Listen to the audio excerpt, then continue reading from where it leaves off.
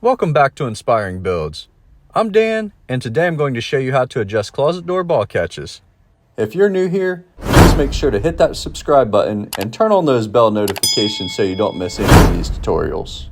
Do you have doors that drive you crazy, where one door swings open or closed whenever it wants, or another door won't open or shut without a ton of force?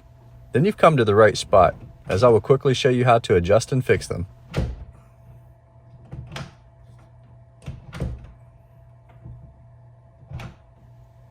To adjust a ball catch on a door, you can tighten or loosen it by pushing the ball down and spinning it. You turn it clockwise to lower it and counterclockwise to raise it. This door needed a ton of force to open or close it, so I turned it clockwise to lower the ball catch. With the balls in the proper setting of the housing, the doors will engage as they should and function properly.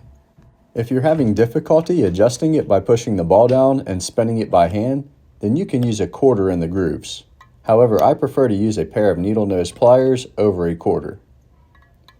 The other door didn't catch at all. With the ball catch being tougher to turn, I used a pair of needle nose pliers and rotated the ball catch counterclockwise. This is optional, but after each ball catch was adjusted properly, I sprayed them both down with white lithium grease.